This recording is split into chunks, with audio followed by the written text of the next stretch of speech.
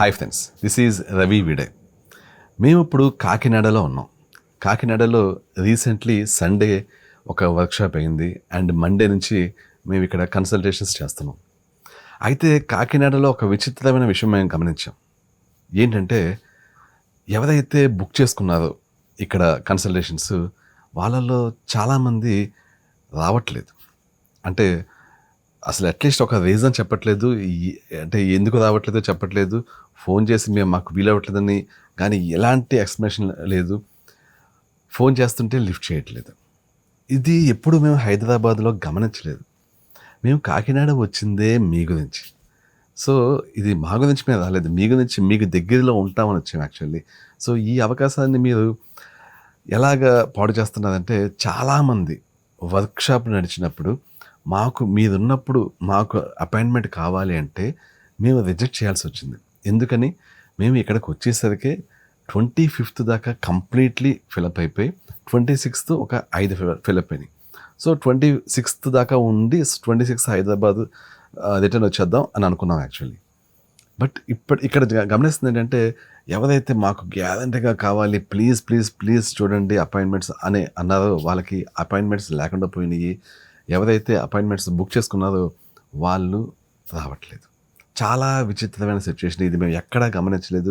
విజయవాడలో వర్క్షాప్ జరిగింది, విజయవాడలో కన్సల్టేషన్స్ నడిచినాయి, అక్కడ అందరూ వచ్చారు. బట్ కాకినాడలో ఏంటో ఇలా వింత వింతగా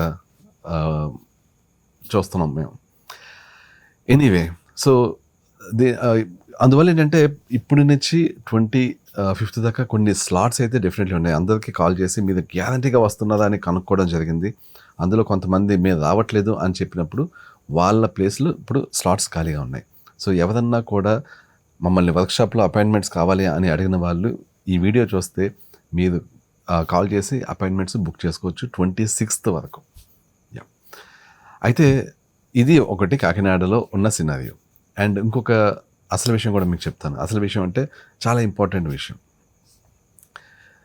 నెక్స్ట్ మేము హైదరాబాద్లో వెల్నెస్ సెంటర్ స్టార్ట్ చేయబోతున్నాం. డిసెంబర్లోనే నాగారంలో ఒక చిన్న స్థాయిలో వెల్నెస్ సెంటర్ స్టార్ట్ అవుతుంది. నెక్స్ట్ యాదగిరిగుట్టలో ఏదైతే వెల్నెస్ సెంటర్ స్టార్ట్ చేస్తున్నామో పెద్ద స్థాయిలో, దానికి కొంచెం టైం పడుతుంది. ఎందుకంటే చాలా బిల్డింగ్స్, రియల్ బిల్డింగ్స్ కడుతున్నాం. ఇంతకుముందు ప్రీఫ్యాబ్ అనుకున్నాము, ఇప్పుడు రియల్ బిల్డింగ్స్ కడుతున్నాము, ఇటుకలతో వాటితో చేస్తున్న బిల్డింగ్స్. సో అందువల్ల కొంచెం టైం పడుతుంది. ఈ వెల్నెస్ సెంటర్ స్టార్ట్ చేసినప్పుడు మేము ఒక విషయంలో చాలా క్లియర్గా ఉండబోతున్నాం. అదేంటి అంటే, ఆటో ఇమ్యూన్ జబ్బులతో వస్తున్న వాళ్ళు కానీ, డైజెషన్ సమస్యలతో వస్తున్న వాళ్ళు, డైజెషన్ సమస్యలు ఫిక్స్ చేసుకోవాలి అన్న దీంతో వస్తున్న వాళ్ళు కానీ డెఫినెట్లీ రీసెంట్ ఎండోస్కోపీ రిపోర్ట్ తీసుకురావాలి. అది కంపల్సరీ.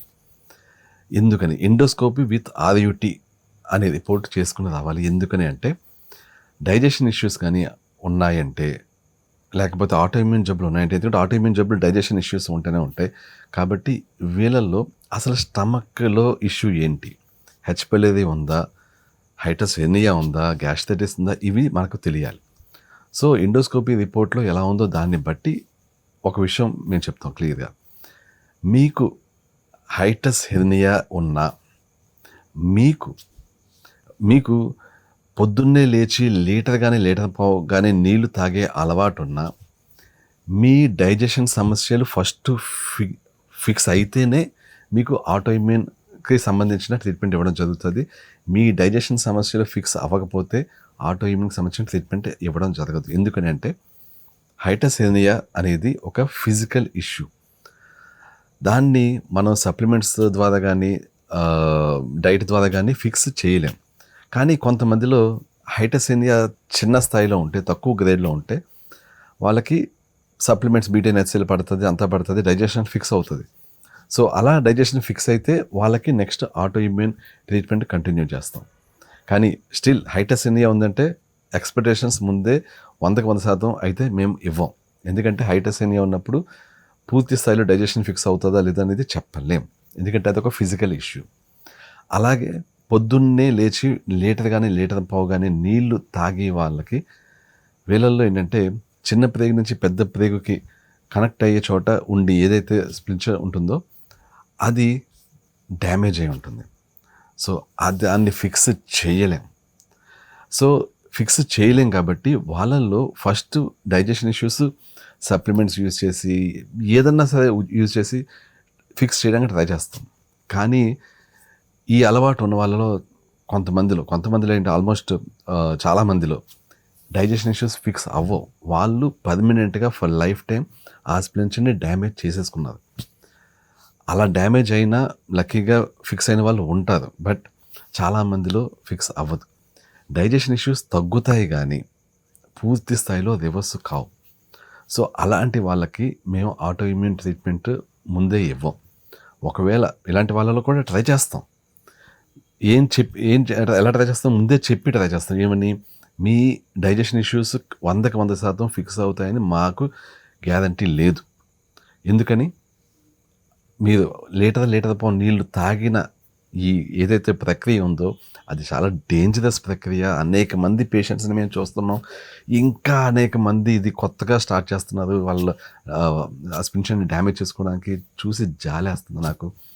సో ఇలాంటి వాళ్ళకి డైజెషన్ ఫిక్స్ అవుతుందని 100% మేము చెప్పలేం. లక్కీగా ఫిక్స్ అయితే అప్పుడు వాళ్ళకి ఆటో ఇమ్యూన్ ట్రీట్మెంట్ అనేది ఇవ్వడం జరుగుతుంది. సో అందువల్ల ఇది కూడా ఫిజికల్ ఇష్యూ. ఎందుకు, అక్కడ స్ప్లించర్ డ్యామేజ్ అయిపోయింది. చిన్న బ్రేక్కి పెద్ద బ్రేక్కి మధ్యలో ఆ కనెక్షన్ దగ్గర డ్యామేజ్ అయిపోయింది. సో అది కూడా ఫిజికల్ ఇష్యూ.